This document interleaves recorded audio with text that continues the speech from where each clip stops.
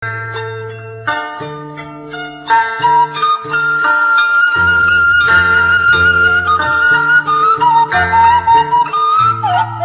wargi tepang di Comantara dina pidangan dongeng Sunda kalayan judul Mojang Desa.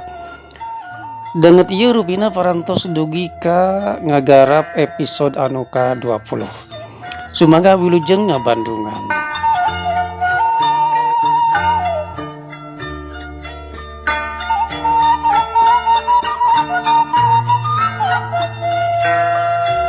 Anjog ka kebon sampe si Abah langsung barang gawe. Sarengsena tuluy reureuh di saung. Dina obrolanana si Abah nyarita ka Lilis ngeunaan pentingna zikir jeung ngadua. Ngadua teh perintah Allah. Saur mantena prak ngadua ka kami tanuan ge ku kami diijabah. Keterangan ieu kaunggul dina Al-Qur'an surah Al-Mu'min ayat 20. Ceuk si Abah. Sanggeus sakedapan ngareng hapeula narik napas. Pok deui si Abah nuluykeun deui carita anana. Sangkan doa urang dikabul, tangtu kudu numponan tata cara jeung adab anu diparentahkeun ku Gusti Allah. Kahidinya kudu ngalobakeun istighfar jeung sholawat. Kaduana ngadoa ulah tarik kudu halon DP handap asor. Allah ngadawuh dina Al-Qur'an surat Al-A'raf ayat 55 anu unggelna ud'u rabbakum tadarruan wa khufyah. Prak ngadoa ka kami kalayan halon lemah lembut. Rag si Abah nyaritana eureun heula. Nyelang ngareret ka Lilis anu harita jiuk emok. Tadi penting Abah pareng merhatikeun hidup. Hees cibra pisan. Kawasna hidup teh mimpi ngalanglang buana. Da eta meureunan dek hees.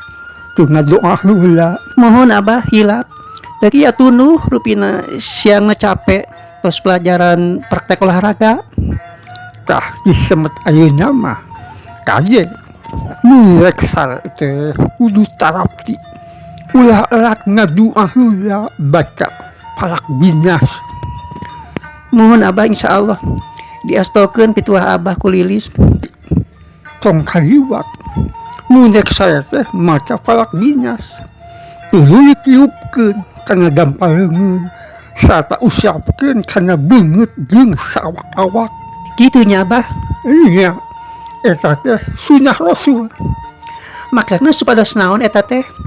Ameh teu keuna ku buhul, ku pangzoroi batur, ku nu boga niat jahat. Ih manya, aya nu niat jahat ka Lilis, da Lilis mah teu gaduh musuh.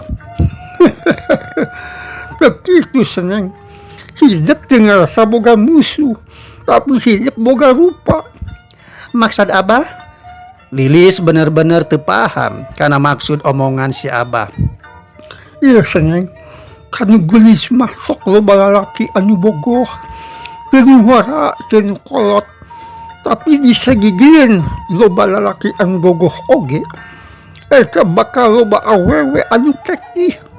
Uluh si Abah bahasana meuni gaul, uring kaki sagala. Lilis mesem. Ih, kieu oge Abah mah teu boleh update. Mohon ti ayeuna mah Lilis bade rajin ngadua sareng zikir berlindung ka Gusti Allah. Salawasna jiwa urang ulah kosong, ulah barangah, ulah leueuh eling zikir ka Gusti. Si Abah nyaritana daria paningali batina seukeut ngemu kahariwang inggis Lilis tina mujeng balai.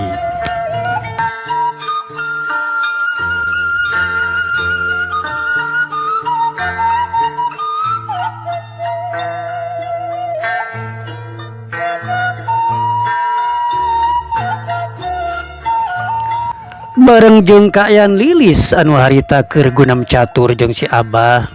Di tempat sejen Anwar karek anjog rek nepungan aki utuy. Anu didatanganana harita teh keur diuk nyase di halere. Basa mireng Anwar datang gentak ngabagiakeun sanggeus duanana dariuk paduhareupan Aki Utuy mimiti muka obrolan. Di mana heula gasep ieu teh? Nembe teh sindang heula sakedap ka kantor desa. Maksad mah bade nepangan kades, nanging saurna nuju teu aya. Aya kegiatan di luar saurna teh. Rata-rata kitu kebiasaan kepala desa mah. Mun kedatangan wartawan teh, sok nita ngabedakeun eueuh ka anak buahna teh itu. Naon we teh alasanna mah. Luar biasa. Aki mamani uning geuning. Oh dah, aku mah mantan atuh. Mantan pamong, oke mantan wartawan. Masak apa? Kumaha eko jeung luka-likuna urang desa. Mun kedatangan wartawan teh. Aki Utuy nyakakak lebar. Jadi anu rek ditanyakeun ku hilep teh ngeunaan asal usul sajarah desa Parung Serapna. Mohon Ki, abdi hoyong uninga kumaha sejarahna pangna ieu desa di namian Parung Serap, ceuk Anwar. Jadi kieu sajarahna teh. Derek-dek Aki Utuy nerangkeun yen pangna eta tempat atawa eta desa di ngaranan Parung Serap. Asal muasalna aya 2 versi cenah. Versi kahiji nyebutkeun ngaran Parung Serap dicokot tina 2 kecap. Parung jeung Serap. Parung hartina tanggul atawa bendungan. Sedangkan Serap hartina silau. Aki Utuy nandeskeun. Keterangan anu ditepikeun ku Aki Utuy satuluyna direkam ku Anwar. Bahaya sekitar abad ke-17 bangsawalanna ngawangun bendungan air anu kawirang tohaga keur keperluan pertanian. Nah, eta bendungan anu dingaranan leuwih kurang teh mampu nyaingan area sawah sekitar kurang lebih 840 hektar. Ngawangku 5 desa. Aki Utuy nuluykeun deui caritaannana. Bendungan leuwih kurang teh caina mangplang pisan. Komo mun katujuh panon poe katingalina liriakan matak Serap. Nyawe disebut Parung Serap. Anu hasilna bendungan Serap. Bendungan anu matak silau mun ditingali. Nah eta versi anu kahiji anu ngarantarankeun eta kampung di ngaranan Parung Serap. Ceuk Aki Utuy. Sawatara Anwar husu ngaregepkeun.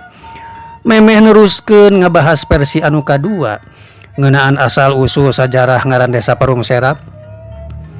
Aki Utuy nyelang ngojengkang heula ka dapur. Balik ti dapur ngajingjing termos jeung gelas 2. Satuluyna ninyuh kopi keur inyana oge jeung keur Anwar. Anja kahabisan para wargi tepang urang di Jomantara kasengker ku durasi. Insyaallah ke tepang deui dina channel anu sami. Salam baktos permios. Wassalamualaikum warahmatullahi wabarakatuh.